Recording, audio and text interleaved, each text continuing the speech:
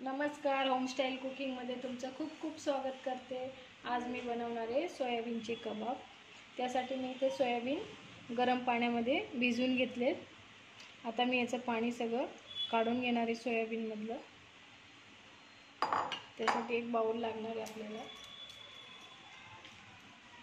याच्यात सोयाबीनमधलं पाणी सगळं असं घट्ट पिळून काढायचे, कोरडे करायचे सोयाबीन।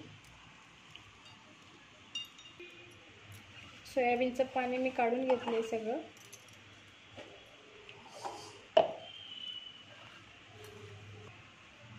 आता आपल्याला मिक्सरमधनं बारीक करून घ्यायचे सोयाबीन।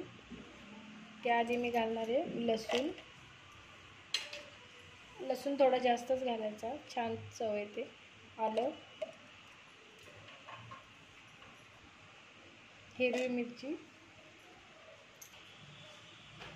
अर्धा चमचा जिरं,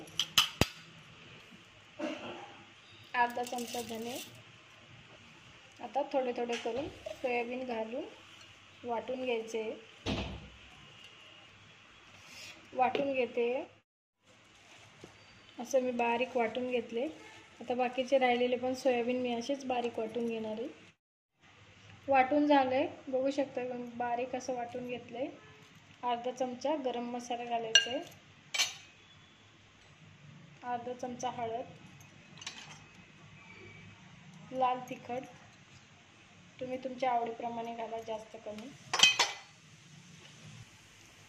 2 चमचे बेसन पीठ,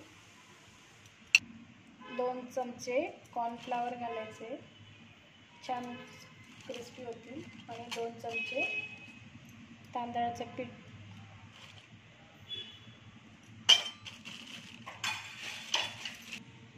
चवीपुरता मीठ, अर्धा लिंबू पिळायचे वरून। आता मी चांगल्या हाताने व्यवस्थित मिक्स करून घेते।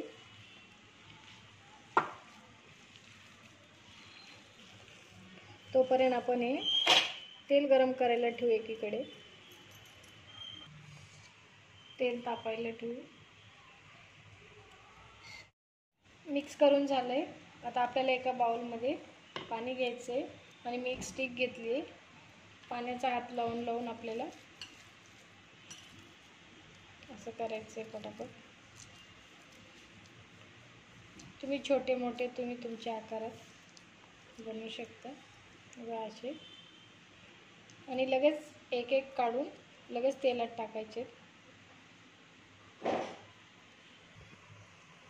असं काढून लगेच तेलात तळून टाकायचं।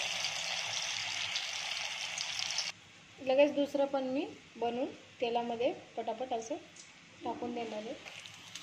लो फ्लेमवरच हे फ्राय करायचे, जेणेकरून आतमध्ये पण तळले जातील ते।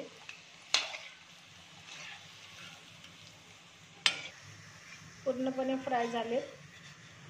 आता मी काढून घेते आणि बाकीचे पण असेच फ्राय करून मग तुम्हाला तर तयार आहेत आपले सोयाबीन कबाब। वरून थोडीशी कोथिंबीर, तुम्ही खोबऱ्याच्या चटणीसोबत पण खाऊ शकता किंवा सॉससोबत पण खाऊ शकता। कशी वाटली तुम्हाला सोयाबीन कबाबची रेसिपी आवडली असेल तर लाईक करा, शेअर करा, सबस्क्राईब करा।